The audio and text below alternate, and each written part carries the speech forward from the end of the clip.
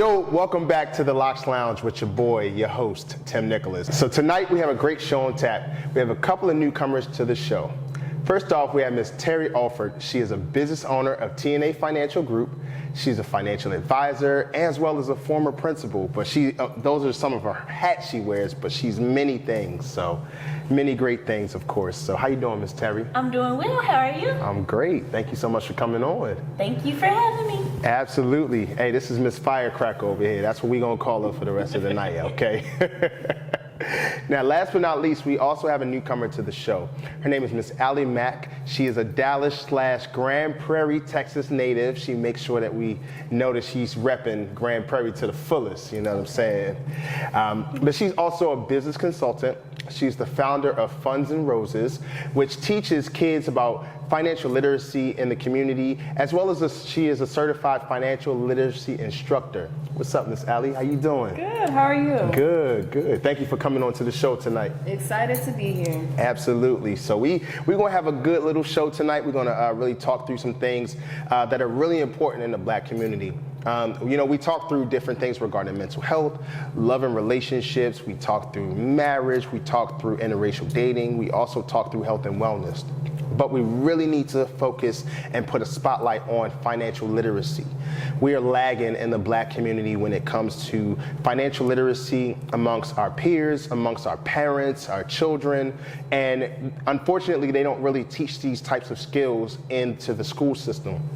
So we have a really great show tonight. It's a blessing that we have two of some of the best financial people into the business. They're going to tell us a little bit about how they got started, and they're also going to just share some great tips on how you could really start to save, invest, as well as just understand how your money can work for you, you know, throughout life, as well as, you know, if it's a challenge or anything going on. So we got two of the best here. So thank you so much for coming on and just educating the people a little bit. Thank you. Way to elevate the culture here. So we're going to get down to business. Now, you know the premise of the show is LOCS Lounge Podcast. It does stand for Living to Overcome Cultural Stereotypes, but we really cater not only to, you know, to professionals like yourself, but also like barbers, beauty stylists, and you know, also beauty bloggers as well. So we know that barbershops and beauty salons, they've always been like the cornerstone of the community, right? Could you just tell me what your first hair salon experience was, just growing up as a kid? You know, what was that like? What was that experience like, real quick? I'm gonna start with you, Allie. I'll go first. Perms, getting burned, hot combs. That's all that I remember. But you're talking about like the business aspect of it? Just overall, going to a salon, what was that like for you? Long hours. I remember going at like 8 in the morning and not leaving until about 1 or 2 in the afternoon. And again, that perm, I remember it being cold. When they leave it on too long, you get like these little scabs. It was horrible. I don't know why we ever did that. Okay, so the experience wasn't the most favorable on a Saturday for you.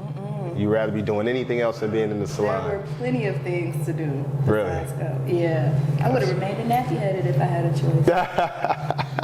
Well, you know, I see with the braids, so dope, you know, dope style, of course. I guess it keeps down on the maintenance a little bit. Once every 2 to 3 months. Yay, ain't nothing wrong with that, for sure. Hey, it takes a lot to be a lady being in the salons, fellas. So, yo, just if anything, if you can just pass your wallet over to them and just let them do their thing, man. That's the best you can say. Don't question why they getting what they getting. Just let them do their thing. Look, that's the best advice. That's the whole podcast. Really, that's it. Really. You hear that? Already they saying just let the ladies do their thing and life is great. Hey, happy wife, happy life, fellas. Remember that. So how about you, Terri? What was that experience like?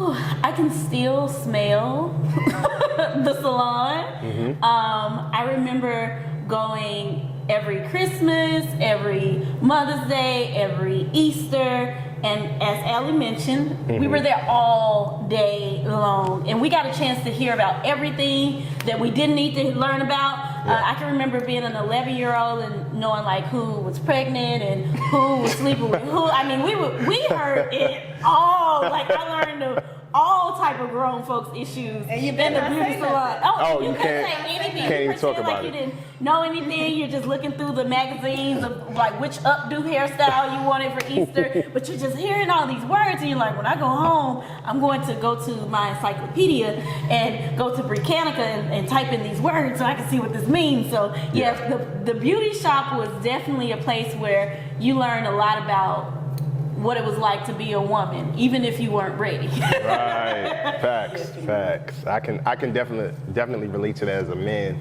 And there would be times that, like, my mom would go to the salon at someone's house, and you'd be in the basement. And I remember just being a kid, just being with her, and she getting her hair fried and dyed and stuff. And I would be like, why couldn't you just leave me home? There's no purpose for me being here. I'm not doing anything but just on your phone, or I'm just reading a book.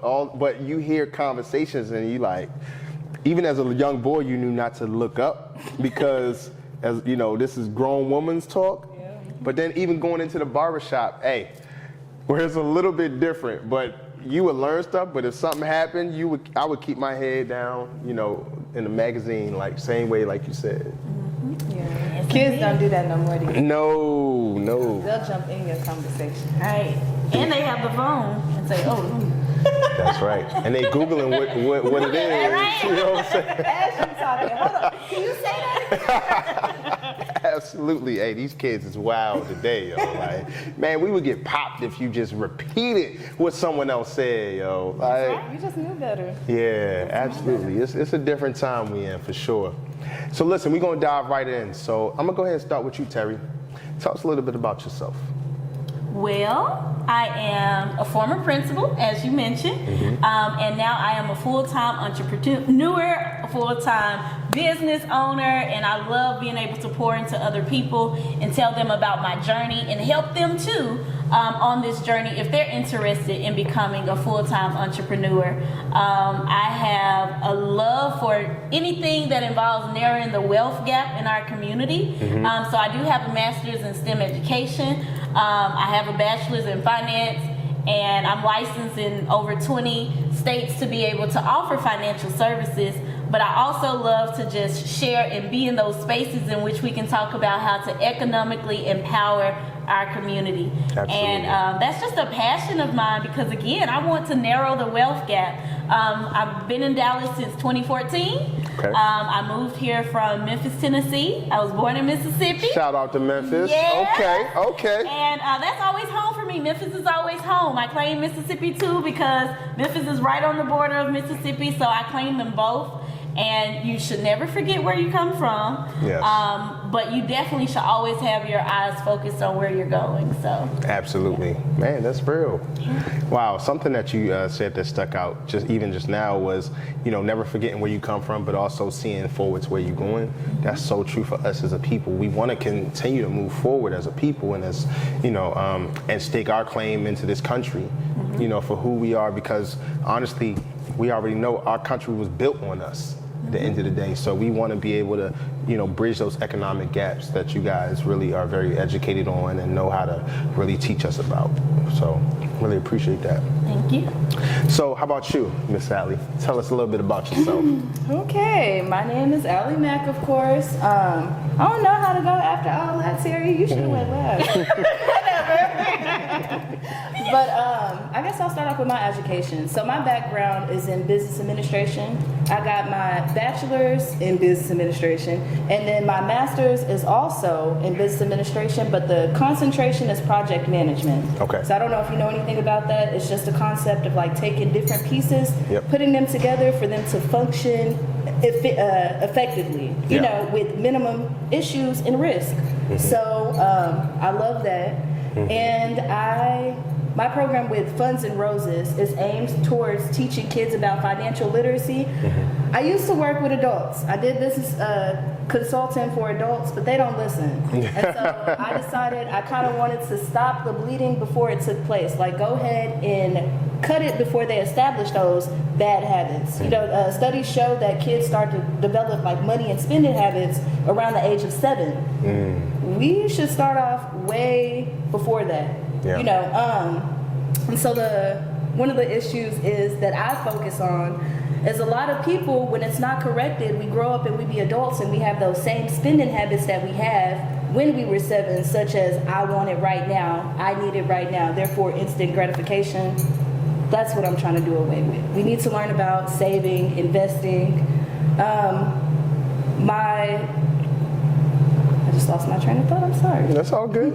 My professional background, I did 9 years in compliance. 7 of those years were with the state, and 2 of those years were with a private company where I was like analyzing the finances and stuff for that in determining how certain things got resolved with finances at the company. So yeah, it worked out.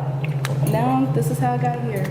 This is how you got here. So you're also the founder of Funds and Roses. Yes, that is full-time along the side of my new business adventure with Terri. This is my business partner as well. Absolutely. There's a connection right here. So. We've already agreed we're going to touch more money this year than we have touched in a lifetime. And we want to help other people do that as well, but that starts off with education. Absolutely, absolutely. And just you know, kind of piggybacking off of what you had mentioned about just how, you know, we really don't learn about saving until, honestly, we become adults, when we've made so many bad choices regarding financial literacy, not knowing, our parents not passing that information down to us because they just work paycheck to paycheck. So it was like, hey, I'm just going to provide whatever I can with this, as opposed to really learning about saving and things like that. So I think it is a generational thing too, where we need to start correcting the generational gap and start building, you know, generational blessings for our families. And I think that's huge of what you're doing now, saying, look, it shouldn't start at 7 years old. Like, the average kid learns about spending habits and really how to spend at 7 years old. It should be way sooner. As soon as they know how to count, we should be starting that process. Which is true. We just have to also be careful to remember that our parents can't teach us what they don't know. And what I remember when I was studying finance in my undergraduate studies, I remember being the only black person in some of my classes, and then I remember being the only female in the other classes because I went to a small Catholic college. And I'll never forget one Christmas we came back and people were just speaking about what they got for Christmas. And so I was excited. I got my new threads, got a little money, and then I started hearing people speak about like the equity that they had and the stocks that they had, and I was like, wait a minute. And at the time, I hadn't decided to major in finance. That was one of the things that made me change my major. But I was like, what are they talking about? Wait a minute, you got a piece of a company for Christmas? Yeah. My auntie couldn't give me a piece of a company for Christmas. Like, she didn't know, and I didn't know that. And if our parents don't know those things, then we can't really blame them for what they don't know, but we also have to make sure those of us who do know, we take on that responsibility and we share it. There are a lot of financial literacy concepts that are taught in school, but there are a lot that are not taught in school. And the reason that it's truly not taught in school is because those things should be taught at home.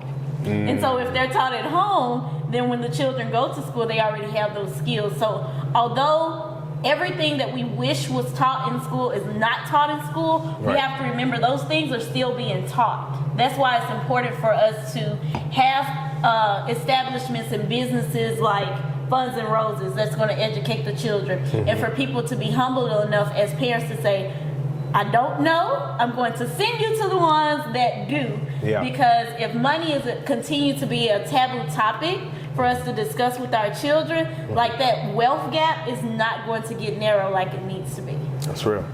Wow. True statement. And it's more than just saving a little here and there. Like, you have to know how to invest and plan. A lot of people are not even going to be prepared for retirement. I think I was reading an article and it was like 70% of Americans are not prepared for retirement. Most people don't know the difference between a savings account and an emergency fund. They think that that all falls under one department. So when you talk to people in America, you find out 69% of us if we were to have a emergency that occurred of $1,000 or more, we couldn't cover it. 43% of us couldn't cover $400. Wow. And so, preparing, like she said, educating, not being scared to pursue the professionals. I mean, I've run into some crazy stuff aside from being a woman, but even people not wanting to take advice from me because I'm younger. And I've run across from that with a lot of the older generations. I've also found out that a lot of them believe money is bad. And we have to get out of the myth of telling kids that money is bad or evil. It's not, it's what you do with it. Exactly. Yeah. Oh, absolutely. And I know this is not a spiritual. Go ahead and say it, because I know where you're going. I know where you're going. Say it. Go ahead and say it. Go ahead. Some scriptures I just want to put out there, because what I do know is sometimes we have the idea that, like you said, money is bad, but if we are good Christian people, we're not supposed to live a life of luxury, and that's not what the Bible says. The Bible says the wise have wealth and luxury, but the fool spends whatever he gets. And so even from that biblical principle, I'm able to extract that a wise person has luxury. So we shouldn't feel bad for having luxurious things. Like we shouldn't feel bad for not spending all of our funds on things and being able to save and prepare for the future. Like, absolutely not. There are tons and tons of scriptures and even African proverbs, Chinese proverbs that talk about planting and making sure that you prepare for the future. It's not a bad thing to have wealth. When you're speaking about wealth, that does not mean that it is evil, and prosperity is not something we should be afraid of. Like, that's something we should expect. That's something we should work toward. That's something that we should manifest. That's something that we should accept. That's part of our inheritance. Yes, it is. Hey. Ooh, I had to get that out. Preach, Terri. Preach, Terri. Man, It's that's actually, real. like you said, the opposite. I think, and I do not know the scripture verbatim, but it talks about how it's actually wrong to not leave your kids or, the people under you something. And So talk to me about that. Talk to me about that. A good man leaves an inheritance for his children's children. There you go. Absolutely. And so you have to plan. Oh, I'm sorry. No, you're good. You're good. So talk to me about that. So, we should leave our children an inheritance. We should. Versus if that's some type of fun, if that's some type of business, but not only should we leave them something. I'm a statistic person if you haven't caught on. Yeah, I like it. Go ahead.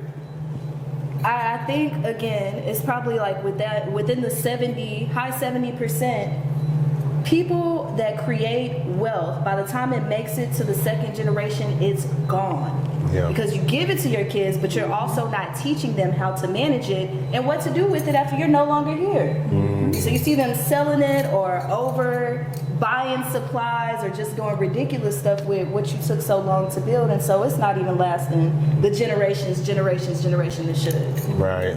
So it's already gone because you haven't taught your children how to save. You just held on to it. You hoarded that information without giving them the proper tools in order to pass it down to their own children, which is why biblically it says you should plan to save and inherit for your children's children. Is that Absolutely. accurate? That's right. Is that right? Is that right? You did it on that one. We got Pastor Terri. We're gonna say Apostle. Principal is just fine. Okay, Principal Terri. Principal. They just call me Principal Alford. That's okay. Principal. I'm the principal of TNA Financial Listen, Group. I used to be the principal of the school. I don't need that pastor title. Let me ask you this: Did your school pray? We did. See, that's why you took the job, ain't it? It was a Christian. See? It was a Christian school, but yes, hit we That's what I'm prayed. talking We about. prayed. I still pray. I want to pray right now. But seriously, A praying woman, ain't nothing wrong with that. Listen, on a serious note, one thing about, I gotta say it because now you got me on it. One thing about the power of prayer is it allows you to be humble enough to say, I need to not be so pompous and think that I can do everything by myself. That's real. Right? And so you come to God, which is a much higher being, and say, I need your help. And we, as beautiful people of color, we have to get better with asking for help as a business owner, as a fully independent woman, not married, never been married, no children. Like, I'm super independent, and I still struggle sometimes asking people for help. And I think that just we as business owners, or even if you work a 9 to 5, we need to be comfortable asking people for help. If you want to get that promotion, we've also heard the statement, it's not what you know, it's who you know. Like, network with people and ask people for help. Hey, I see what you're doing. I see where you are. I would love to be where you are. Would you mind mentoring me? Can you take a look at my resume? Can you give me some advice? We need to be humble enough to ask ourselves for help. And then the people who are able to help others, we have to not be so prideful and so pompous to where we forget where we come from, where we came from, and we don't want to help. That's real. Not everything is about $1. Mm-hmm. Not everything is about us coming up, but we have to do it together. One thing that I spoke about last month was Black Wall Street, and I just keep going back to Black Wall Street every week. I want to learn something different about Black Wall Street. And the thing about Black Wall Street, stay on Black Wall. Stay right there. Okay. I gotta always check. That's all. Okay. One thing about Black Wall Street that is really inspiring is those people created something so beautiful and so grand with the little that they had. And they work together. So if they can come together and create something as beautiful, as grand as Black Wall Street, with the technology that we have today, with the resources that we have today, with the knowledge, the education that we have today, why can't we have something 100 times greater than what they built? It's true. I just want to know. So anyway, okay, I'm getting off my soapbox, but we are not meant to be alone and do everything alone. Beautiful, independent people, I'm talking to you because I have to talk to myself. We have to work together. We have to network. We have to ask people for help. We have to be humble enough to say, I don't know all things.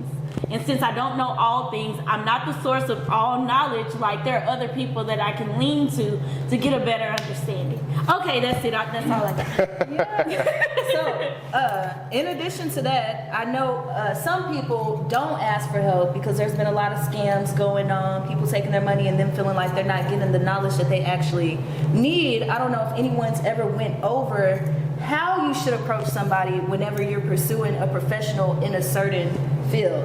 Don't be scared to ask them what qualifies you to, give me this knowledge. How long have you been in this business? What type of educational background do you have? What type of team do you have? How many hours, would this take? Don't be scared. You can't take everything at face value. And I think that's what a lot of us do too when we see the big shiny promotions and nice advertisement, and maybe they got some nice place, but we're not looking at the product or the service that they can provide. So make sure that you ask questions so you're not getting scammed and you feel more comfortable with pursuing somebody for help. All right, so that was a really, really good time, kind of talking really about, just that, about leaving our kids something as far as an inheritance and things like that. So, Ali, I'm gonna start with you. What are some solutions to, some of our financial issues in the Black community? So what are some solutions to that? We've talked about some of them. One, educate yourself. Don't be scared to ask for help and get serious about your finances. Check your credit score yearly. Some people don't even know that you get a free credit report every year. Mm-hmm. myfreecreditreport.com, I believe it is. Mm-hmm. I normally do it on my birthday. One of my best friend's mom suggested that, and so you remember to check it. Even if you're not analyze it, then still pull it on that day so you can remember. Mm-hmm. Debt, look up different techniques. We always talk about the snowball effect, about paying your bills from the highest amount of debt to the lowest. That's not always the best money-wise, like numbers-wise. There's also another one called the avalanche effect, where you're paying your bills down based off of the interest rates on the debt. And that makes more sense, even though you don't see the outcome of it so quickly, it still makes sense over time. And then they have this new thing I'm not such a fan of, but it's for the more emotional people. It's called like the tsunami effect, and that's where you're paying things based off your stress level. And so like if you owe your best friend something and it's causing an issue within your relationship, then you take care of that debt first so you could be less stressed about that. You know, so it's different. That sounds tools wild. that You don't agree with that? Solutions, like I said, Yeah. some people, the more emotional impact has, you know, a effect on their mental ability versus being in debt. Yeah. You know, some people care about relationships more. So Yeah, that's real. the other thing I had to do this is keeping money in envelopes so that you don't spend it. And writing out. It's so old school, but it makes sense. They have a digital version of this now. It's actually called Digit, where you can set up separate accounts, and it's like savings, and you just put the money into each of those. So if you're saving for a couch, if you're saving for a vacation, if you're saving for something else, like each of that is labeled out, and it pulls change over into it for you. Like I just set up one yesterday for, I don't even remember what it was for. It was for something, and it already has $9 in it. You can set the limits that you want it to pull for your accounts every day. Okay. The other thing, write out your expenses and Yeah. you know, your income. That's so important to know how much money you have going in and coming out. If you don't, how do you budget? What if you're spending more money than you're actually saving? So those are just a few things to start off with. There's so much more that you can do to get financially stable though. You mentioned something about just writing out your budget, right? And so for the past, I'd say maybe like 9 years, I have a spreadsheet that I use, and that spreadsheet has, you know, going vertically down, it'll have the days, right? And then horizontally, it'll have all of my expenses. It'll have like if I'm my tithes, expenses, what I'm paying in rent, what I'm paying on, you know, car insurance and everything like that. So it has everything that I'd be paying in addition to savings every month. So on the days, going down, I have the numbers 1 through 31 on the days that I get paid. And then it's like, okay, I'll take care of this bill and this bill on this day. Is that a suitable method, or is it something that I could be doing differently? Definitely, and let me tell you why. I know people that get paid like every 2 weeks, and they say, I want to go ahead and hurry up and pay all my bills up front so I can spend all my money at the end. Well, you set yourself up to possibly get overdraft fees. Yeah. What if there's something else that you need, you know, within that following week that you're waiting on? You have to wait till the next paycheck. Don't do that. Whenever you sit it down and you're looking at the dates like that, it gives you the opportunity to budget to where you still have money left over and you're not messing up your account. Overdraft fees add up. They do. They do. Yeah, Over they do. time they do. And the thing about the banks, some banks will keep putting them on if you don't get your account, you know, they'll just keep adding a little $35 or $40 on. It's like, dude, I'm already negative. What you want me to do? But they keep adding on. They keep adding on, and so it's a vicious cycle. Yeah. That's crazy. But it is, so that means you should be able to go back and tell us what you paid on your electric like three years ago. I can too. Actually, yeah, I've been doing it since 2013 faithfully. Thank you. Appreciate it. Yeah, I have a tab every month.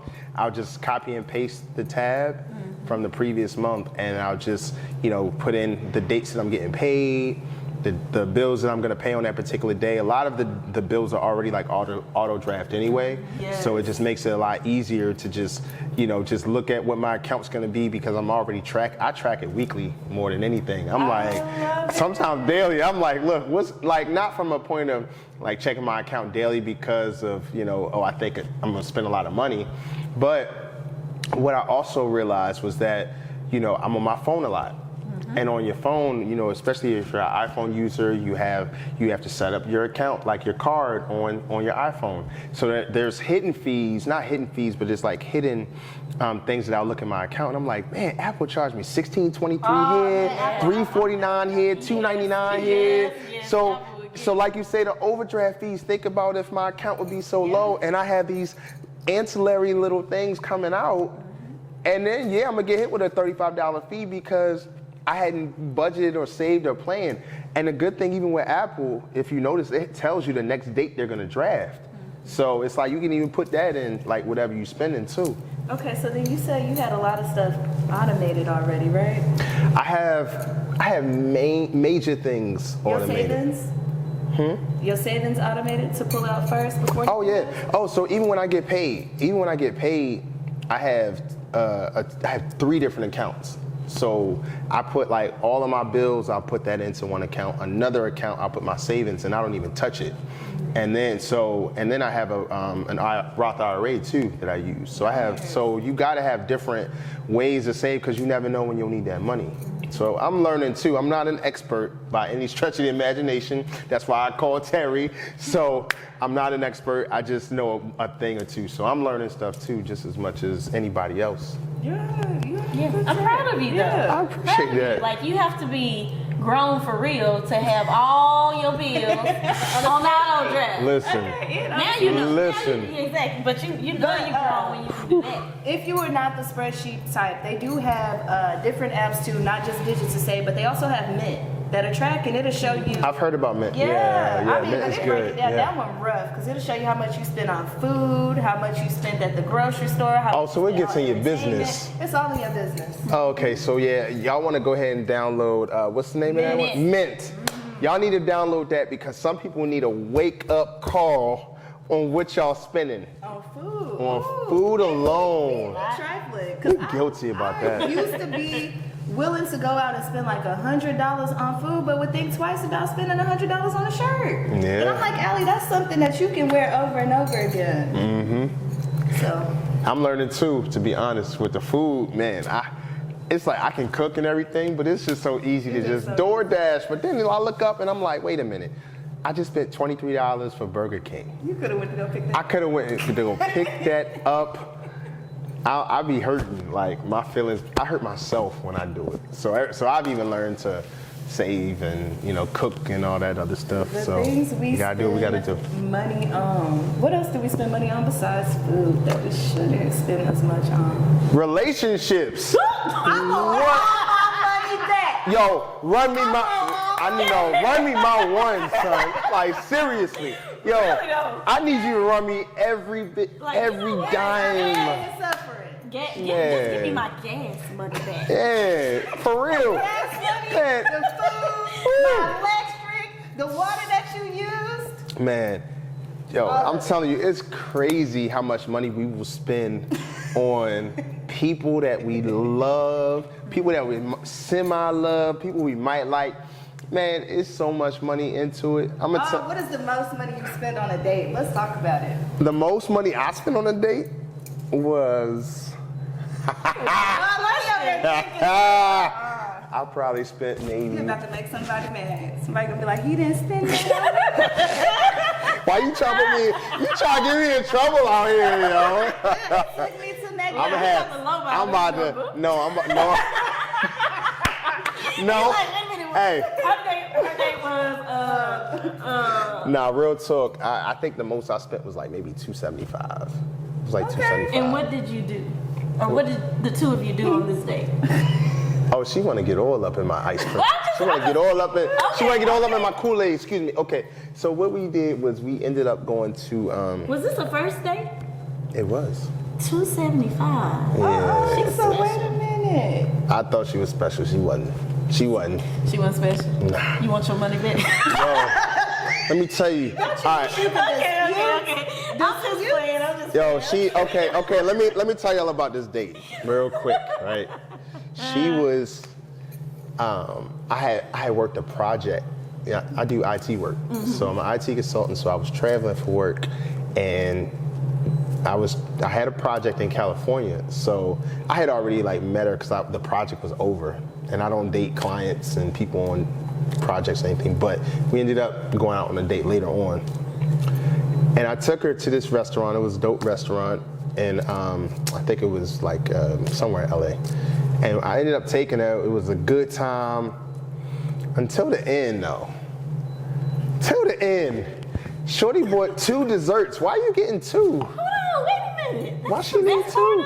One for her and one to go. She had kids. She probably, yeah, she did. That's what it was. She was getting Day some kids, some food. She was Yeah, getting. she done left them kids at home. This ain't okay. Come on now. Okay, so that was a lot of money that I spent. Did anything happen? No, and I'm okay with that because, look, I'm not the type of dude that thinks that just because you spend a lot of money on a woman that I'm expecting something in return. I'm not like that. But Say it again. I'm not like that. They listening. I'm not expecting anything on a first date if I spend $275. But I ain't gonna lie. It would have been nice though.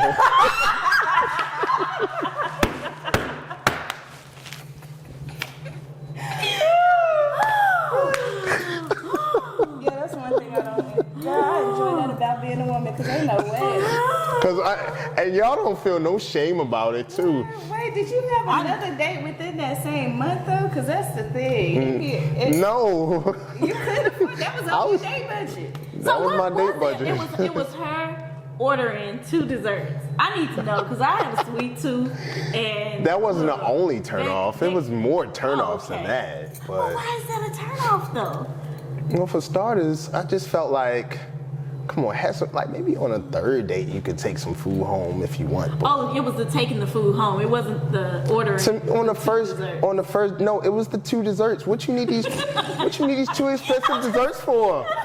These are like $28 a piece. Oh, okay. You got a little thing of creme brulee for $28, and then you got this. Then you want to get a big ass, the big 7-layer chocolate cake. Oh.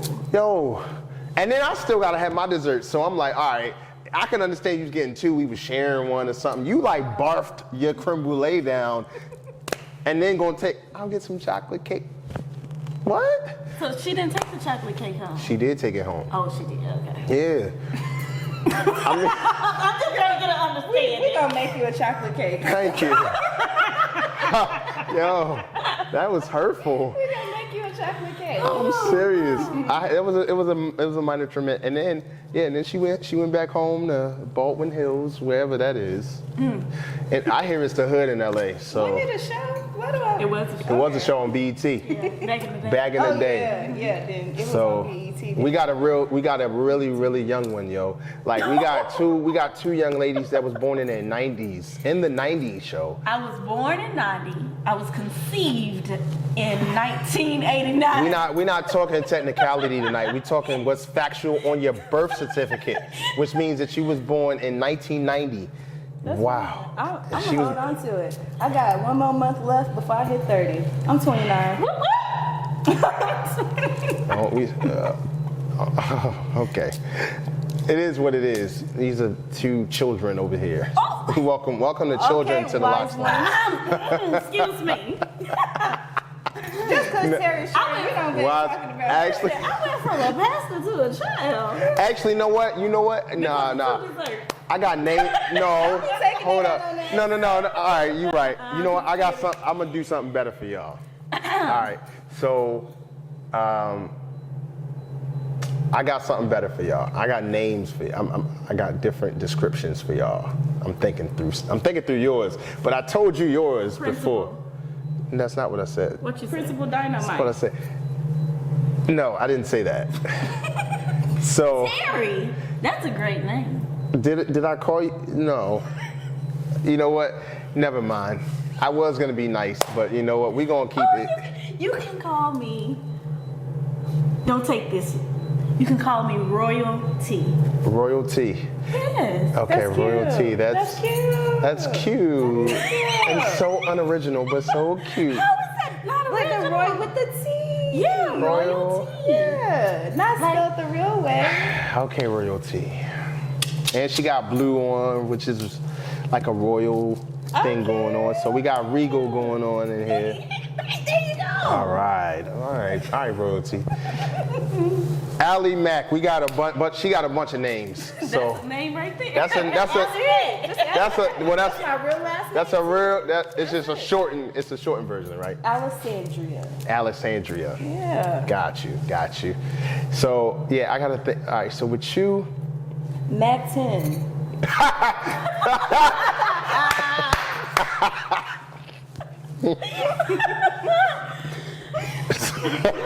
Yeah, there we go. Yo, we got royalty and Mack. Mack 8 up in here. We got baby Mack out this joint. Shoot. All right, so we got the two ladies out here. that's all I can give right now. That's the best description I can get. So we on relationships a little bit. So let me ask y'all this. What's your relationship goals? Give me real quick. Give me 2 relationship goals that you would have. None. She ain't got none. If she wanted some. Right? It's like, If you had a relationship goal, what would it be? No, I want to get married. You want to get married? I do. Okay. Mm-hmm. All right. How about you? same. Marriage. Y'all hear that? We got 2 ladies out here that want to be married. I don't know what that means, but hey, you take it. That's all Next I can question. say. Next question. We're not turning this into like a little auction on. No. Okay, it's not necessarily an auction per se, but Live Tinder. live Tinder. Nah, okay, so relationship goals. So definitely that. We touched on it, and I guess we could talk about it from a financial perspective, right?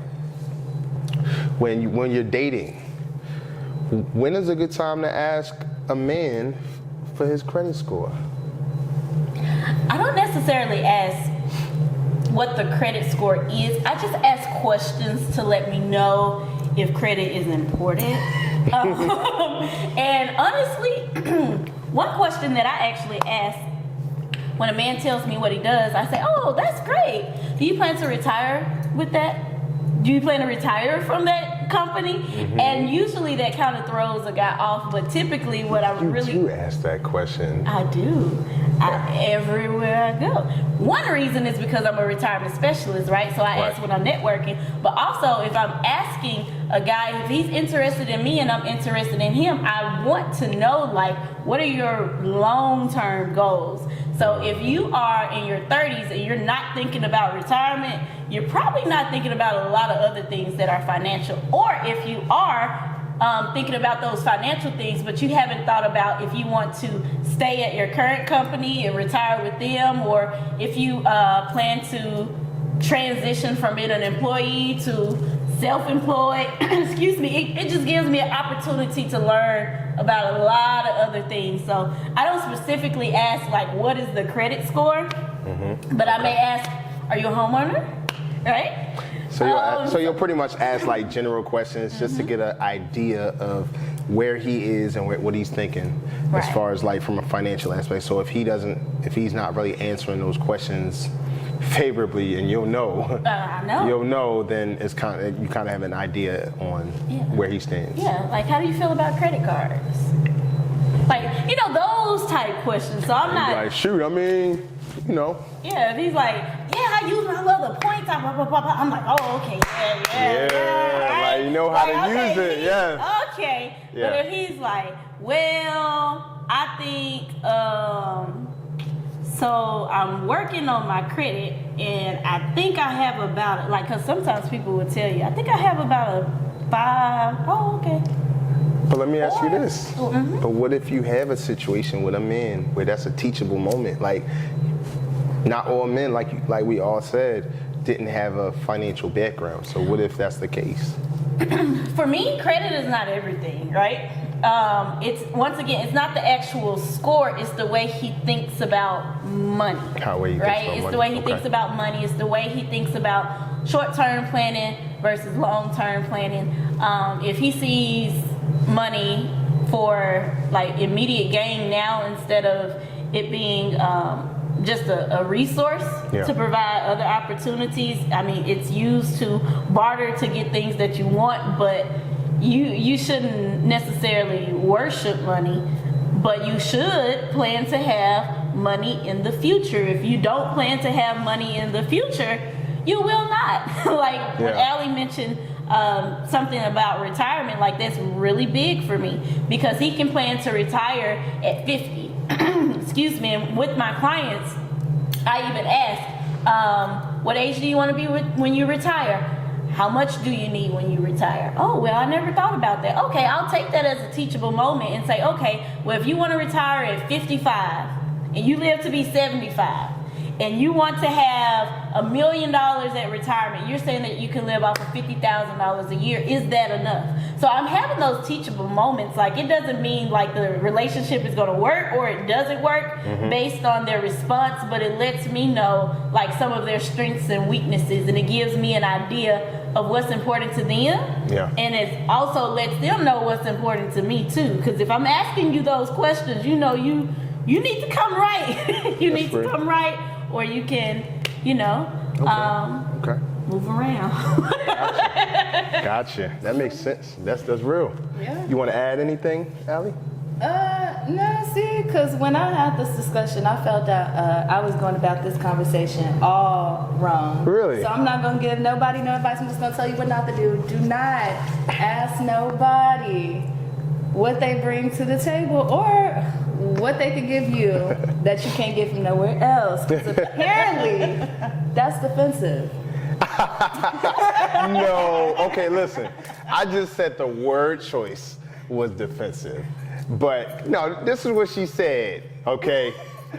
She said, go ahead and repeat it actually. Go ahead. You said, what can you give me that I can't get from anywhere else? And that's not even on like a financial aspect. I think you should find some special absolutely in whoever you're committing to. And I get that. And honestly, it's not defensive. I think you should be able, I was just kidding when I said I need that. to probe some more like Terri do and just ask around the way instead of just being like, okay, so is you broke or not? That's what I need to do. I get it. Oh, my. Yo, are you broke or not? Wow. I'm glad I was able to help one person tonight. Hey. Y'all are hilarious, man. Oh, me, oh my. Man, that's real. That's real. Are you broke or not? So when do men discuss finances with women? Like, how do y'all find out what type of financial situation a woman is in? I mean, it just all depends. I mean, it's for men. It's not like a no size fits all type situation. I guess it's like for me as a man, I'm talking about it just based on the vibe. It could be as early as a first date if we go there, or it could be later on. It could be in a comfortable setting, because even though finances is something that you should talk about, it still is an intimate conversation, and we do have to respect it as such. So some people may not be as open as others, but it doesn't mean they have anything to hide. Right. It just means that, look, it's just that is just a little invasive at times. So, you know, understanding, okay, yeah, I'll give you the basics. Yes, I save, I invest, I take care of my bills, I pay those. Could I be better? Absolutely. You know, those types of things, I'm honest and upfront about that. But to get into it, it could take a little while. That makes sense. Yeah. That's fair. And that's why I asked the question about retirement. Like, oh, what do you do? Oh, okay, do you plan to retire from that or retire with that place? And it's not necessarily asking about the money, but it's asking, like, what are your goals? You know, are you ambitious? Are you really loyal to this company? Do you want to work your way up, or do you want to just stay there and have a simple life? And all of that is good as long as you know what you want to do. I just want to know what you want to do. I think for women, women ask those questions because it's something that men don't necessarily look at, but women look at it as how stable are you? They look at your stability. So when you're asking those questions, that's rooted in stability. It's rooted in what's your thinking. Is your thinking based on, like, okay, first you present yourself as this, so I'm sitting here because you present yourself as such, right? So now I'm just trying to unpack the layers to see how stable you are when it comes to money, how stable you are when it comes to, you know, your finances, your emotions. That's why we date, to check that stability as far as maybe women. And correct me if I'm wrong, but that's one of the things y'all look at, is how he is when money is rooted in that stability. I mean, am I wrong? first? Just from my past experiences, I will not go into any details. I look at it because I want you to be able to take care of you by yourself. I'm not even looking for you to take care of me. I just don't want you to have to take care of you. And so,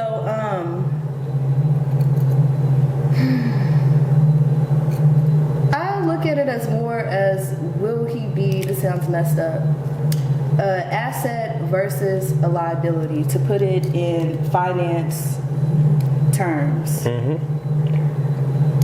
Yeah. Is he an asset versus a liability? Is it somebody I could build with, or is it someone that's going to take from me?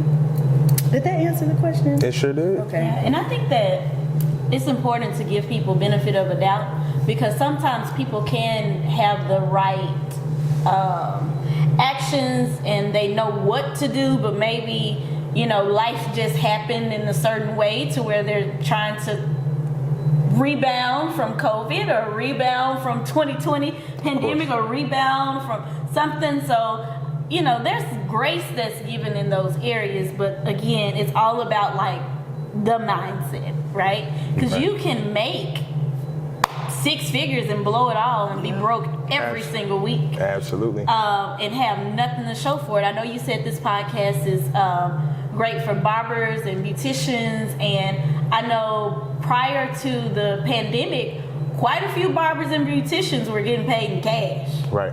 Lots and lots and lots of cash. And so I love talking to barbers and beauticians about ways that they can save for their future and create their own retirement plan. Because the truth of the matter is, if you don't plan to retire, you're going to be doing that until you can't do it anymore. Yeah. So again, it's not even all about the money. It's, for me, it's about the mindset. The mindset. And even with the mindset, if it is a teachable moment, like, are you willing to grow, or are you going to see that as intimidation because you feel like, oh, well, dang, I can't be, I can't feel like the man because she has this knowledge, or she has this and that, or she's accomplished X, Y, and Z, and now I feel insecure because this is an area that she is well versed in. But that's just like a part of a person. Like, there's so many other things that matter much more than money and financial stability. Like, you may be financially stable, but if you're not emotionally stable, it's not gonna work. That's real. You know, it's a lot of other things outside of the money. The money is important, but again, it's the mindset. Absolutely. And that's important, because when it comes to the mindset, like you say, it's important to make sure that when you do get intertwined with somebody, that you do see them at all levels. So you see the emotional stability, you see the financial stability, or you see them working towards it. One of the things you mentioned was that being intimidated, right? And sometimes, I admit, like, even as a man, we do get our ego crushed a little bit when we aren't as good at something. Sometimes because we feel like we should be good at it, right? But that's a teachable moment for us to say, we're not good at this. We have a helpmeet who is there for us to show us different things that we may not know. So if this is the person that's supposed to be in my life that is better at saving and investing, she's not there to intimidate you. She's there to help you. She's there to be an asset to your life as opposed to a liability. I'm glad you asked the question about relationship goals, because that actually is one of my relationship goals, is to have a life partner. Okay. I want someone to do life with, right? And when you are working with a life partner, like, where you're weak, they may be strong, and where you're strong, they may be weak. And so you should be able to be in the relationship and feel comfortable and confident to be your raw, authentic self, and still get what you need when you're able to turn it off from the world and just be 100% yourself in that relationship. And you work together and you're better together. That's real. But you'll have some blockers with that, because that sounds very easy. It sounds easy that It sounds easy. It sounds easy. It sounds like we could be, yeah, that's what I'm saying, because it's hard because you have someone who has that mindset like you, but not everybody has that same mindset of really choosing vulnerability, because that's what you're really choosing at the end of the day. If I'm gonna talk about my finances with you, how much I make, but also how much I spend, where I've made these mistakes at, I'm literally getting naked with you, financially naked with you. And that's a scary thing to have somebody say, okay, don't really like this, but I'll work with it. You know, just the fact that people just, that might be sensitive for somebody to be like, oh, they don't like it, so now I got pressure, I gotta do X, Y, and Z. So it is important that you do have a life partner that walks beside you and says, you don't have to be perfect at this, because I want to see you grow and elevate yourself from where you started to where you're going to be. So that's important too. So I think that was good. Thank you. You want to add anything to that, Miss Allie Mack? Not my expertise. Y'all want to go back to finances? Nah, real talk. None of us are. I don't think any of us are like relationship experts. We just go by experience anyway. Right. So I mean, it is what it is, for sure. Oh, go ahead. I'm about to just ask another question. What's So, up? in a relationship, what do you think about couples that split bills? I think it's okay. I think it's okay. Would you? No. I mean, split. First of all, let me say this. It should not be mandatory for y'all to split bills. Like, it shouldn't be like a man, for example. It shouldn't be a man putting an expectation on a woman to split bills. I don't like that. I don't like where he automatically comes out. I hear a man say, well, it should be 50-50 because she lives there, whatever. I don't agree with that per se. What I think is that you guys are it's a partnership, and a relationship and a marriage is not just about how you feel. It's a business decision. You signing legal documents so I'm saying I'm financially responsible for you for the rest of your life. Vice versa. We both, even if it means that she might not be financially responsible for me, but I'm still trusting her with everything. She's trusting me with everything, right? So when it comes to bills, it shouldn't be like a mandatory thing for 50-50. I think that y'all should work together, and if it means that I can't take care of certain things because maybe I just can't take care of everything, if she can take care of certain ancillary things, cool. Hey, I got the rent, the mortgage, I got this, and this. Can you take care of the bills here? Can you take care of the groceries here? Like, I wouldn't want to put an expectation on my woman to say she has to do something, because I don't think that's fair to her in a way. But I do think that if y'all agree to something, everybody sticks to whatever it is y'all agree to. So that's my thought. Do you think it affects the relationship when a woman has to split bills? Like, Absolutely. Because number one, her perception is yes. Let me say this. As a man, we were born, we were created to dominate. We were created to rule over our home, dominate our homes lovingly in a way. You know what I'm saying? I'm not saying it in a bad way. I'm saying but this is who God created us to be. To rule, to provide, to protect. That's our job. A man don't work, he don't eat. That's a biblical statement. You know what I'm saying? So I feel as though we want certain things from our women. We want y'all to be pretty. We have our things as men, right? not wear rollers and bonnets. I said not wear rollers and bonnets. Hey, But when you mentioned we'll get rollers, it. he was like, Yo, we'll get into that in a minute, real quick. But let me finish this. All right, so we have different things that we want, right? Or we have appreciations of our women, but she not gonna really have a lot of energy if she out here busting her tail trying to pay half the bills, half of this, half of that, take care of the kids. Her respect level is gonna dwindle for him because he has all these expectations, these high expectations of her. She's not able to meet them. She just doesn't have the capability to meet them because she's so focused on what she has to do. And I don't think that's fair. I think that as men, we gotta do the best we can to provide for our women and do as much as we can for them so that they can be freed up because I've always believed this as a goal for a woman. If you with me, my job is to make sure that you're in an environment to thrive. That's my job. Your job shouldn't have to be paying everything or taking care of the bills. My job is to make sure that you thrive in whatever environment that looks like. If you want to open a business, you open a business. If you want to have children, you have children. If you want to be a housewife or you stay-at-home mom, whatever that looks like. If you want to have a career, you have it. Under our home, this is what's going to happen, but I wouldn't expect you to pay half of the bills or anything like that. That's just me as a man. Ooh, that's beautiful. One thing that I have seen, and it just stands out to me so much, is not official until your name is listed as a beneficiary.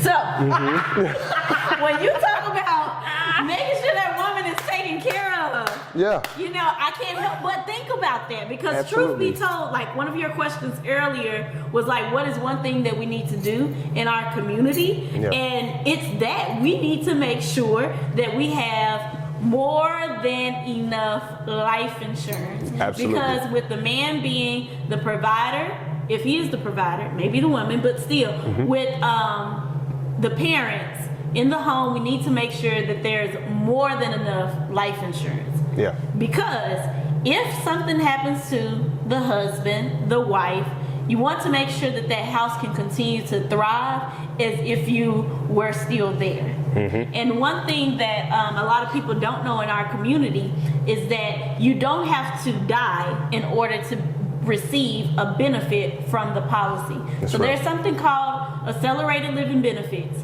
So if you have a husband or a wife that gets sick with a critical, chronic, or terminal illness, money can be pulled so that the family can continue to live and thrive as if that paycheck was still coming in. There's a video that I absolutely love, and it speaks about a wife who was a nurse and the husband who was a lawyer. The wife got diagnosed with cancer. I remember seeing this video. In her It's dope. 30s, and the hospital said you ran out of FMLA. So I'm pretty sure that that wife and that husband had student loans. They had children already. They had a home. They had all these bills. And so to make sure that that family is able to continue on without her income, she had an accelerated living benefits policy. That can be a term, that can be whole, that can be IUL, GUL. There's a ton of ways you can get it. But that's one thing that I am like a stickler for. Yeah. I like we're not really together if my name is listed as a beneficiary. Then that's real. Then I mean, hey, you liked a little bit if you under beneficiary designation for this dude. That's some love right That's there. love right That's there. saying if I die tomorrow, Yes. you will be taken care of. And like for me, Absolutely. I don't have a spouse or any children, but trust and believe if something was to happen to me, my sisters will be able to reach whatever dream they want because I made sure that each of them get a good portion. My mom Absolutely. gonna be good. She's going to be good. She's gonna be good. My house will be paid off and she can get another house because that's love. So when you speak about making sure that that household is taken care of, I think it's also important to mention you have to have life insurance. Life insurance on your job is an okay place to start, but that's not guaranteed. It's and not then guaranteed. again, do you plan to retire from there? No, I plan on being an entrepreneur. Okay, great. You're gonna need some life insurance outside of your job because you plan on leaving them anyway. And, Are and you then your planning? insurance policy is forfeited. So. Exactly. And then if you have two, unfortunately, my cousin lost his wife in December. Sorry to hear that. Yes, and they had that. It was just unexpected. And one thing that we learned was even the companies that you work for, they have a time period in which you need to be there a certain amount of time before they will actually pay out that claim. That's crazy. Or say, you were covered under their insurance. So, well, I can talk about that for days and days and days. But again, when you talk about love, like that's real love right there. That is real love. Life insurance, that's the gift that keeps on giving. What you think? That real love? Yeah, I used to say don't be with nobody that you can't put down as your emergency contact, but I like that one better. Yeah, that's real. That is real. Yeah, you don't want to be with somebody. If you can't call them, if you get sick or pass out at the office or something, and you know, just from choking on something like the bone at the lunch parties that they be giving all the weird food at and stuff. You know what I'm talking about, the potlucks. The potlucks. If you can't call your man, yeah, he ain't good for you. Yeah, or a woman, the man with the woman, or woman with the woman, man with the man, however that looks. So, so that's real. That's real for sure. So we've talked a lot of things. We really have tonight. It's been mad dope. I want to go back and just let you know that one of the things that really stuck home for me was when you talked about the financial literacy at 7 years old. Like just learning that kids really don't understand how to spend, how to save, until that age. And that's a far too old of an age for us to even be learning, because by that time, all we want to do is go to the corner store and spend that money and spend whatever we got. So that's really huge. So I definitely appreciate that. Shout out to you for that. Yeah, no problem at all. But parents, we're going to have to do better too. So my main focus that's coming up in June when I do my classes again, typically I keep the age range open from like 10 to 18. Yeah. Now I'm closing it a little bit between 15 and 18 because those are when kids start to work. We got to start planning for college expenses and all that. Yeah. But parents, one piece of advice before we stop talking about this, because I do not like it when parents say, well, they grown and they work for their money, so I'm not going to tell them what to do with their money. If they live in your house, make them save something. Yeah. Now, I don't care 16, 17, 18, if they're under your roof, have them give you something to put back. They're going to appreciate it, because to work for 3 or 4 years and come out with nothing because you've blown it all on shoes, food, or other ridiculous stuff that teens have, it doesn't do them any justice. Versus you give them what they've worked towards when they are, a reasonable age or out of your house, and they have something to appreciate. They have something to show for all those years that they put in, and they're more willing to carry on those same habits well into adulthood when they have that mindset. I've saved all this for 3-4 years and I've been able to do all this stuff. I need to continue this. That's true. So make them save. They ain't grown. You hear that? Parents, I always say, make them save just even a little bit. They got their job, whatever it is, just make them save maybe 10% of their check. 10%. Man, I didn't even think it was 10%. That was a number I thought. Sheesh. I mean, there's different ones. You got your 80-20. I like that. So now we're at the part of Shop Talk called In the Chair. It's our version of the hot seat, but with a little shop flavor on it. In the Chair allows everybody to learn a little bit about our guest and have a little fun at the same time. So what will happen is I'll just pose a question for you individually, and you just gotta answer real quick. Super quick. So she getting her wine popping right now, because it's about to be a couple of interesting questions we're gonna drop through. So y'all don't know this part, all right? Man. So it's gonna be mad quick, okay? Okay. All right, so I'm gonna start with you, Mack. You ready? Coachella or Lollapalooza? I don't know what neither one of those are. Okay. Just guess. They're concerts. I hear about Coachella. I hear people, so I'm going to say that one. Coachella, okay. All right, Jay-Z or Lil Wayne? Ooh, Jay-Z. Okay. All right, basketball or football? Ooh, basketball. Basketball? Okay. All right. What's one thing that makes you uncomfortable? The very first thing that comes in your mind?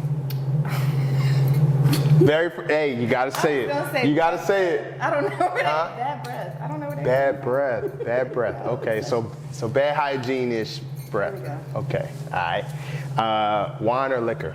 Wine. Wine, okay. All right, cool. That was it. Oh, that's easy. Yeah. All right, same with you, Miss Terri. All right. Coachella or Lollapalooza? Coachella. Okay, Jay-Z or Lil Wayne? Lil Wayne. Okay. Would you prefer jazz or neo-soul? Neo-soul. Okay. What is one thing that makes you uncomfortable? Snakes. Snakes. In animal and human form? Absolutely. Yes. Yes. Okay. First thing came to mind. First thing that came to mind. There you go. All right, that was it. Appreciate that. See, that wasn't too hard, right? No. Wasn't too hard. All right. Well, I thank y'all both for just joining us here tonight at the lounge, in the L.O.C.S Lounge, where we live to overcome cultural stereotypes. If there's one cultural stereotype that you would want to debunk in our black community, what would that be? Real quick, how would you want to do that? Ooh, hold on. No, that's all right. You just threw me on the spot with that one.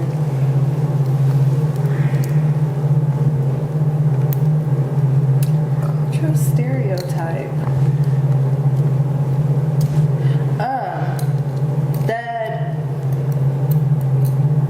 black people are only really good at stuff like sports or doing hair or whatever else they put on us, but we have people in a lot of different professions. We have the same amount of options as everybody else. We just need to find out about them and explore them. So that's the stereotype. We could do more than sports and rap. That's what it is that I was That's real. Okay. I like it. Okay. How about you, Terri? That independent black women should be able to share how they feel without being seen or judged as being an angry black woman. We often want to just be heard, and so many times people try to silence us, and so once we're bubbling over with the expression, do not call us an angry black woman. We're often just opinionated, or we're ready to express ourselves. Passionate. That's real. That's real. Black women are some of the most passionate women that I have ever met, known, everything. They're some of the most passionate women. Not angry though. Not angry. They are not angry. And they don't get angry just for no reason. That's the one thing a black woman won't do. So you probably done did something to make this black woman truly angry. But we're gonna go with passion. They still passionate though. We love the passion that our black women we just love it. It's so great. Every black crazy woman is the man that took her. That part. And you know what? We as black men, we kind of like the crazy a little bit anyway. Oh, yes, you do. We kind of like the twazy part about y'all. It's kind of dope, hey. I believe that. And I'm a laid back dude. I done showed a little crazy. Something about a little bit of crazy is like, yeah. She may actually kill me. I'll be like, I'll sit back and I'll be like, like it's just dope to me. So at what point is it not attractive anymore when you get hit? That actually might be a turn on too. Like I'm a fighter. No, not like a fighter. I'm not a fighter like that. Let me take that back. I'm a lover, not a fighter. No, I'm saying like for me, I don't know, like first of all, I'm an Aries and we got a loose screw anyway, but in a fun way. Like we fight for fun. It's like we fight for fun. We call y'all names, but it means it's like a term of endearment. I don't play like that. I'm a Taurus. Yeah. Because once we get angry, that's it. But we so chilled all the other time. That's what I'm chill too. I'm super chill, but when I'm not, it's like, but do you go up and then come right back down, or do you stay up for a minute? It's all the way up. It's all the way up. I gotta go talk to Jesus to come back down. Oh no. I thought we was somewhat alike, but no, I'm like the type where I like snap, and then y'all be like, yo, what just happened? He's normal again. Like, that's crazy. Like a little, but what you doing, that's angry black woman stuff right there. There ain't no passion behind that, y'all. Y'all just heard anger. She said Jesus gotta bring her down. That means she angry. She let this good devil let her get angry and sin today. Oh Lord. She said the good devil though. I know, right? I'm telling you, but nah, it's all good. I get that. Just gonna be quiet. Right. So, without further ado, thank y'all so much for joining us here tonight at the L.O.C.S Lounge, where we live to over. Oh shoot! Did you even say yours? You did. You did. You did tell me your independent black woman, right? Okay. I'm sorry. I had a moment. You are fine. All right, so thank you so much for joining us here at the L.O.C.S Lounge with your boy, your host, Tim Nicholas. Please be sure to follow us on Twitter, IG, Facebook, and also subscribe to us on YouTube. We'll also be on Apple Music and Spotify, so you'll be able to check us out on all of the media outlets. Last but not least, I would like to also ask, so Allie, where can people find you on social media? Oh, Facebook, Funds and Roses, or you can add my direct page is under Mack, M-A-C-K, Allie, A-L-L-Y. Sounds great. Thank you so much, Allie. Thank you for being on tonight, too. Thank you. I enjoyed myself. We had some fun tonight. It was real dope. It was real dope. How about you, Miss Terri? Where can people find you at? Well, you can find me on Facebook. You can find me on Instagram by using my business names, which are TNA Financial Group or Principals from the Principal. And you can also find me by Terri Alford on Facebook, LinkedIn. I have website links as well. Or you can just contact me directly if something I said interests you in regards to retirement planning, life insurance, thinking about businesses. 682-305-1593. Thank you very much. We need to put like the bouncing balls on there next time, like put a number on it. 682 305 1593. I need to make a commercial. There you go. There you go. All right, so once again, thank you ladies so much for being on tonight. You know, just talking about your businesses and careers.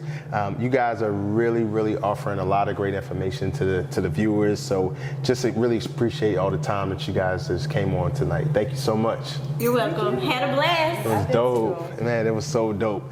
So thank you again for joining us here at the L.O.C.S Lounge with your host, Tim Nicholas. Please make sure that you like, share, and follow the L.O.C.S Lounge podcast on IG, Facebook, Twitter, and YouTube, where we are living to overcome cultural stereotypes. Be blessed and have a great time. Good night.